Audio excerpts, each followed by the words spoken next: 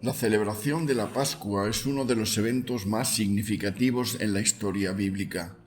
Al recordarlo, los creyentes celebramos visible y activamente la obra redentora de Dios por su pueblo a lo largo de todas las Escrituras. Sin embargo, muchos cristianos a veces no comprendemos de qué se trata esta celebración. Para identificar, analizar y meditar en los aspectos fundamentales de la Pascua, necesitamos considerar la historia de la redención. Y vayamos a la instauración de la Pascua en el Antiguo Testamento, la redención divina y el memorial perpetuo. La palabra Pascua viene del hebreo Pesaj, que literalmente significa pasar por alto o por encima, y figuradamente preservar o mostrar misericordia. Su primer uso en las Escrituras se encuentra en Éxodo 12 y nos ofrece todos los elementos esenciales que serán considerados en el resto de la Biblia. En la tierra de Egipto el Señor habló a Moisés y a Aarón y les dijo: «Este mes será para ustedes el principio de los meses, será el primer mes del año para ustedes.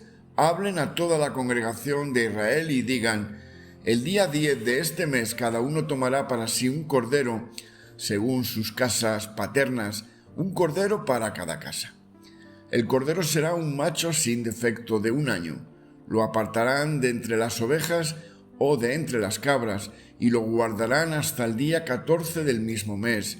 Entonces toda la asamblea de la congregación de Israel lo matará al anochecer. Ellos tomarán parte de la sangre y la pondrán en los 2 postes y en el dintel de las casas donde lo coman. Comerán la carne esa misma noche asada al fuego y la comerán con pan sin levadura y con finas hierbas amargas. Ustedes no comerán nada de él crudo ni hervido en agua, sino asado al fuego, tanto su cabeza como sus patas y sus entrañas. No dejarán nada de él para la mañana, sino que lo que quede de él para la mañana lo quemarán en el fuego. De esta manera lo comerán, ceñidas sus cinturas, las sandalias en sus pies y el cayado en su mano. Lo comerán apresuradamente. Es la Pascua del Señor. Porque esa noche pasaré por la tierra de Egipto y heriré a todo primogénito en la tierra de Egipto, tanto de hombre como de animal. Ejecutaré juicios contra todos los dioses de Egipto, yo el Señor. La sangre les será a ustedes por señal en las casas donde estén. Cuando yo vea la sangre, pasaré de largo y ninguna plaga vendrá sobre ustedes para destruirlos cuando yo hiera la tierra de Egipto. Y ese día será memorable para ustedes y lo celebrarán como fiesta al Señor. Lo celebrarán por todas sus generaciones como ordenanza perpetua». Éxodo 12, del verso 1 al 14. Y podemos extraer aquí varios puntos. Primero, Dios es el personaje central de esta historia.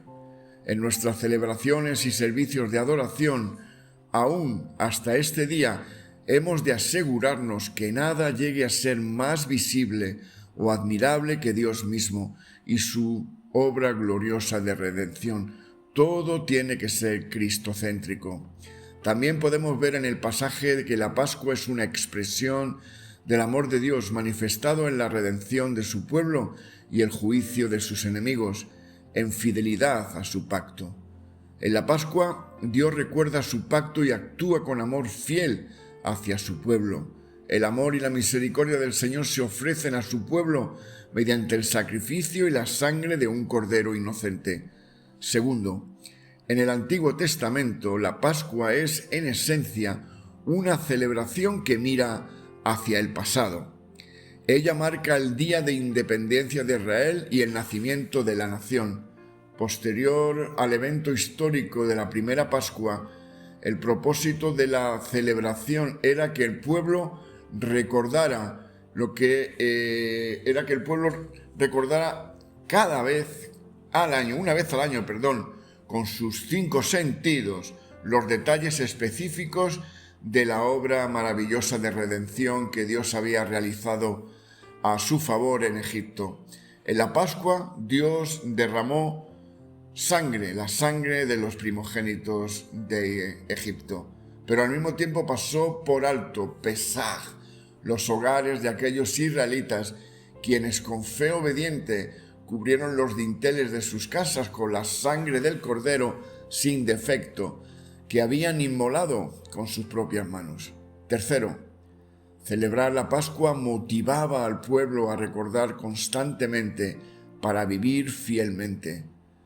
Para Israel, recordar los detalles específicos de la obra redentora de Dios en Egipto era importantísimo por una razón bien sencilla. En la Biblia, el olvido del pueblo de Dios está intrínsecamente ligado a la apostasía.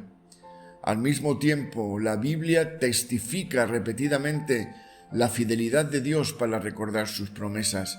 En otras palabras, al instituir la celebración memorial de la Pascua, Dios proveía a su pueblo un medio de gracia que les permitiría perseverar en la fe y la obediencia al pacto al recordar todos los días de su vida la maravillosa obra de redención de Dios, que debían recordar bíblicamente que esto para nosotros nos mueve a adorar. Al estudiar y enseñar acerca de la Pascua en el Antiguo Testamento, necesitamos asegurarnos de enfatizar los siguientes dos principios. La Pascua es una celebración de la obra amorosa de Dios por su pueblo. En ella, Dios pasó por alto las casas de israelitas imperfectos y pecadores el día que juzgó a Egipto, y las pasó por alto en base al sacrificio de un cordero inocente. Debemos celebrar a Dios en la Pascua. Segundo, el propósito de la celebración perpetua es dar al pueblo de Israel una motivación constante, además de una memoria visible y activa que les fortalezca espiritualmente, para permanecer fieles en su adoración y servicio al Dios que les redimió. De la misma manera que olvidar nos conduce a apostatar, recordar bíblicamente nos mueve a adorar. Y ahora veamos cuáles son las consecuencias en el Antiguo Testamento. La Pascua en este Nuevo Testamento es la certeza de redención y el anhelo de comunión. Y lo vemos reflejado en los cuatro evangelios. La Pascua judía fue celebrada, consumada y redefinida por nuestro precioso Salvador. Él utilizó esta, la más importante de las fiestas judías, como el punto de partida para la institución de la Cena del Señor y la inauguración del nuevo pacto, como bien nos dicta Lucas 22, del 14 al 20. Cuando llegó la hora, Jesús se sentó a la mesa y con él los apóstoles, y les dijo: intensamente he deseado comer esta Pascua con ustedes antes de padecer, porque les digo que nunca más volveré a comerla hasta que se cumpla en el reino de Dios. Y tomando una copa, después de haber dado gracias, y dijo: tomen esto y repártanlo entre ustedes, porque les digo que de ahora en adelante no beberé del fruto de la vid hasta que venga el reino de Dios. Y tomando el pan, después de haber dado gracias, lo partió y les dio diciendo: esto es mi cuerpo que por ustedes es dado. Hagan esto en memoria de mí.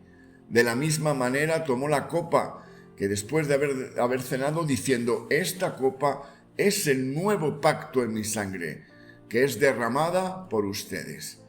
Un profundo, vemos aquí, anhelo de entrar en comunión. ¿Qué es una cena sino estar compartiendo codo con codo, brazo con brazo, sonrisa a sonrisa, mirada a mirada? Esto es vital para comprender la cena.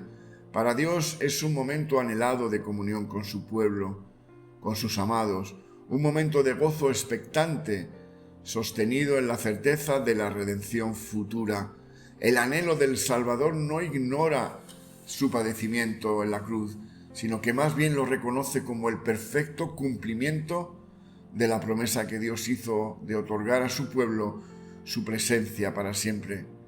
Dios anhela darnos la gloriosa comunión de su presencia, y Él lo prometió cuando ascendió a los cielos: nunca más os dejaré solos. Una ceremonia modificada y un nuevo significado otorgado. Ahora damos gracias no por el Cordero que libró a Israel de Egipto, sino por el precioso Salvador, el Cordero de Dios que con su cuerpo y su sangre otorga eterna redención en todo aquel que en él cree. De esta manera, la última Pascua se convirtió en la primera Santa Cena, el símbolo visible de la inauguración del nuevo pacto. Esta cena ya no apuntaría más al pasado, a la liberación de la esclavitud temporal en Egipto, sino al sacrificio de Cristo, el Cordero de Dios, quien entregó su vida y derramó su sangre en la cruz para darnos eterna libertad y redimirnos de la esclavitud del pecado para siempre. Ahora damos gracias, no por el Cordero que libró a Israel de Egipto, sino por el Salvador, el Cordero de Dios, que con su cuerpo y su sangre otorga redención a todo aquel que en él cree. La copa y el pan son elementos memoriales. Por esta razón, en la Santa Cena no sacrificamos un cordero ni derramamos sangre. Nuestro cordero fue ya sacrificado por nosotros en aquella Pascua, y lo fue una vez y para siempre. Y con ello obtuvo eterna salvación para su pueblo escogido. Es una celebración. Al igual que el pueblo de Israel celebraba la fiesta de la Pascua, nosotros también celebramos con gratitud el sacrificio del Hijo de Dios. La cena del Señor nos recuerda que ahora vivimos en una nueva etapa en el programa del reino de Dios. Ahora somos beneficiarios del nuevo pacto inaugurado en esa cruz. Además, la cena nos recuerda que nuestra esperanza está en el futuro, en la consumación del reino de Dios. Esa es nuestra esperanza en fe, llegar hacia esa meta. Al comer el pan y beber la copa, esperamos con plena certidumbre el día en que el reino de Dios será establecido por completo, el día en que nuestra redención llegue a su conclusión gloriosa. Ese día la celebraremos una vez más en presencia inmediata y real de nuestro Salvador. Es una invitación a recordar activamente. Hacemos esto en memoria de Él. El cristiano no celebra con recuerdos pasivos, sino con actos verdaderamente significativos. Recordamos al Señor, su amor y su misericordia y su gracia. Recordamos su obra sacrificial por nosotros. Actos que en el presente nos trasladan al pasado y también al futuro. Comemos el pan y bebemos el vino, y al hacerlo regresamos a aquel viernes donde el perfecto amor de Dios por nosotros se desplegó en la cruz. Al mismo tiempo, al celebrar la Pascua, saltamos también al domingo, al gozo de la tumba vacía, a la realidad del Cristo resucitado y glorificado. Y de allí somos llevados al futuro, a la consumación del reino, cuando nos sentaremos con Él y celebraremos su sublime gracia y adoraremos para siempre a nuestro Rey soberano. Una celebración no solo de la muerte, sino de la resurrección. Podemos celebrar gozosos la muerte de nuestro Mesías porque proclamamos su resurrección. Él ha resucitado, aleluya, y Él está a la diestra del Padre, y Él vendrá otra vez sin duda. Él nos llevará consigo para gozar junto a Él para siempre, por toda la eternidad. La cruz consuma la expiación, pero no es el fin de la salvación. El fin de la salvación está en la resurrección corporal de Cristo y de cada uno de sus hijos. Podemos celebrar gozosos la muerte de nuestro Mesías porque proclamamos su resurrección.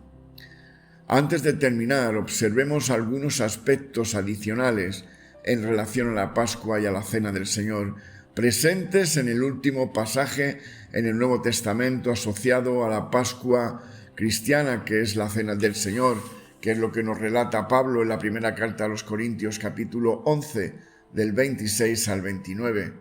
Porque todas las veces que coman este pan y beban esta copa, proclaman la muerte del Señor hasta que Él venga. De manera que el que coma el pan o beba la copa del Señor indignamente será culpable del cuerpo y de la sangre del Señor. Por tanto, examínese cada uno a sí mismo, y entonces coma el pan y beba de la copa. Porque el que come y bebe sin discernir correctamente el cuerpo del Señor, come y bebe juicio para sí. Como hemos visto a lo largo de las Escrituras, la Pascua y la Cena son una celebración. En la Cena y en el Domingo de Resurrección celebramos al Salvador. Sin embargo, existe también un elemento sagrado y solemne. Existe el dolor de la realidad presente del pecado. Tal como en el Antiguo Testamento celebraban primero comiendo pan de aflicción y hierbas amargas, símbolos de las angustias de Egipto, nosotros también llegamos al Domingo de Resurrección cargados con el dolor del mundo y de nuestro propio pecado. Tal como nuestro Salvador anhelaba la comunión de la última cena con sus discípulos, Dios aún anhela nuestra comunión. Pero observe las Escrituras. En este pasaje, contrario a la práctica de muchas congregaciones, la realidad del pecado en el creyente no es una exhortación a la abstención, sino una invitación a la comunión y al arrepentimiento. El texto no dice, pruébese cada uno a sí mismo y absténganse. En cambio dice, examínese cada uno a sí mismo y entonces coma del pan y beba de la copa. Tal como nuestro Salvador anhelaba la comunión de la última cena con sus discípulos, Dios aún anhela nuestra comunión. Nuestro pecado cotidiano es un obstáculo autoimpuesto. Cristo lo venció en la cruz y en cada celebración de la Cena del Señor nos exhortamos a nosotros mismos a arrepentirnos. Nos exhorta a venir, a comer, a recibir nuevamente la gracia del perdón que el pan y la copa simbolizan. En la cena nuestro Salvador está verdaderamente presente y aún nos ofrece su gracia. Solo necesitamos un corazón contrito y humillado. Acerquémonos al Salvador y Él nos espera de verdad anhelante. Que el Señor te bendiga y ánimo, toma la Santa Cena, porque el Señor anhela tener comunión y relación contigo, que reconozcas lo que ocurrió en esa cruz y que esperes en esperanza tomarla un día con Él, cara a cara. Que el Señor os bendiga. Amén y amén.